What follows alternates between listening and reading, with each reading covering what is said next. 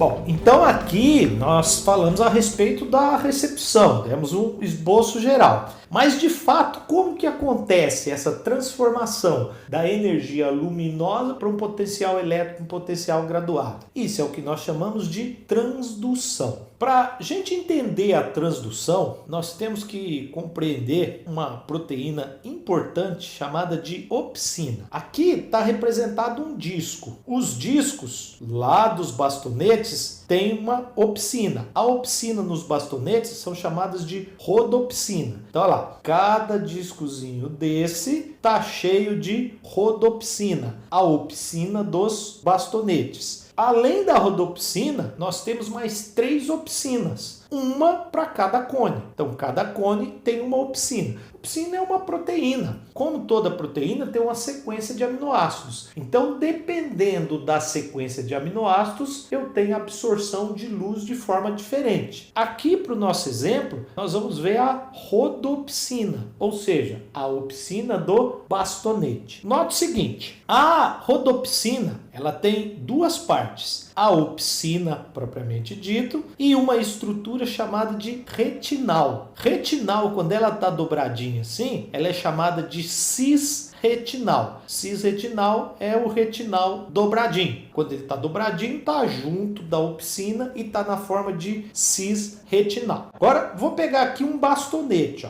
Dá uma olhadinha aqui. Ó, que estrutura legal e cuidado, hein? Meio diferentão aqui. Eu já vou mostrar por quê. Aqui eu tenho um canal de sódio ligante dependente. Canal pelo qual entra sódio e o ligante é o GMP cíclico. Então, um ligante, só que o ligante aqui está do lado de dentro. Já é diferente. Até agora nós vimos ligante de fora, por exemplo, acetilcolina. Aqui não, ligante produzido do lado de dentro. Como o GMP cíclico está ligado ao canal de sódio, o canal de sódio está aberto. E como o canal de sódio está aberto, está entrando sódio. E se está entrando sódio, eleva o potencial de membrana, ele fica mais próximo do zero. Então o potencial de membrana aqui está em menos 30, parcialmente despolarizado. É raro isso aqui, fica parcialmente despolarizado. Aqui ficou parcialmente despolarizado e, portanto, está liberando neurotransmissor, que é o glutamato. O glutamato é um neurotransmissor inibitório. E aqui um detalhe importantíssimo. Nota que esse glutamato ele está sendo liberado em que condição? Ó, destaco aqui para vocês, no escuro. Então, quando está escuro, o sódio está entrando no bastonete e está liberando glutamato. Como o glutamato é inibitório, o glutamato vai inibir essa camada de células bipolares. Como inibe essa camada de células bipolares, não chega informação nenhuma nas células ganglionares e, portanto, não vai informação nenhuma para o nervo óptico. Então, olha lá, aqui no escuro está diminuída a informação que o nervo óptico leva até o sistema nervoso central. Por quê? Porque essas células estão liberando glutamato, que é um neurotransmissor inibitório, e está inibindo essas células.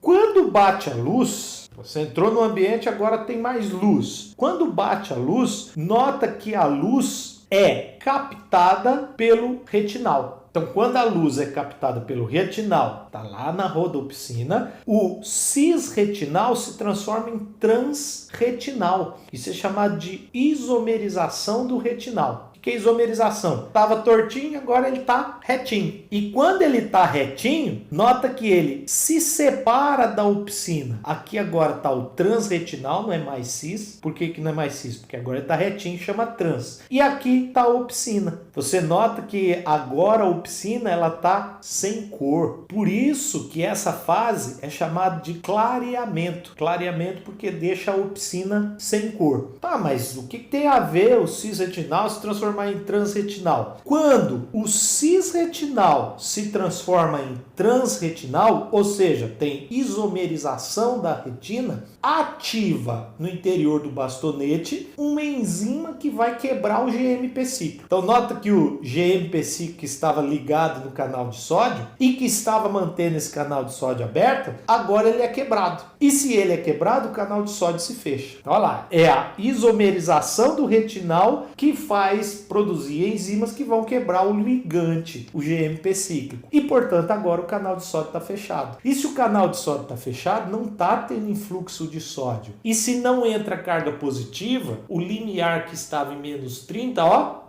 baixa, fica mais negativo, vai lá para menos 70. E se vai para menos 70, agora está hiperpolarizado. Se está hiperpolarizado, libera menos glutamato. Olha como é que a quantidade de glutamato aqui estava grande, agora está pequena. Então, num ambiente iluminado, mais uma vez destaca aqui, ó. Num ambiente de luz, ocorre isomerização do retinal, que vai produzir enzimas que vão quebrar o GMP cíclico e hiperpolariza a célula e, portanto, vai liberar menos glutamato. Ora, se glutamato é um neurotransmissor inibitório e agora ele está produzido em menos quantidade, essas células agora que elas vão estar mais ativas, as células bipolares, e, portanto, vão ativar mais as células ganglionares. E as células ganglionares mais ativas vão aumentar a quantidade de impulso que vai chegar através do nervo óptico no seu sistema nervoso central. Então, na verdade, para ativar o nervo óptico, eu preciso ter uma inibição dos fotorreceptores. Os fotorreceptores estão sempre liberando, em condições de escuro, neurotransmissor inibitório. Na luz, esses fotorreceptores são inibidos e diminui, então, a quantidade de neurotransmissor liberado por eles. E, com isso, ativa as células bipolares, que ativa as células ganglionares, e aí sim aumenta o potencial que é conduzido através do nervo óptico. Olha que coisa fantástica isso. Mas não para por aqui. Olha o que acontece em seguida. O retinal tem ação de uma nova enzima e o transretinal é novamente convertido em cisretinal. E o cisretinal se liga novamente à opsina. Essa fase é chamada de regeneração. Então, fase de clareamento e fase de regeneração da rodopsina. Então, regenerou a rodopsina, ela está pronta novamente para responder a um raio luminoso. Chega num ambiente escuro, você não consegue enxergar nada. Depois de um tempinho você começa a enxergar. Por quê? Porque está tendo essa regeneração da rodopsina. Lembrando que se a rodopsina é bastonete, se é bastonete está relacionado com luz menos intensas, tons de cinza. Então está tendo uma regeneração dessa rodopsina. Isso leva um tempo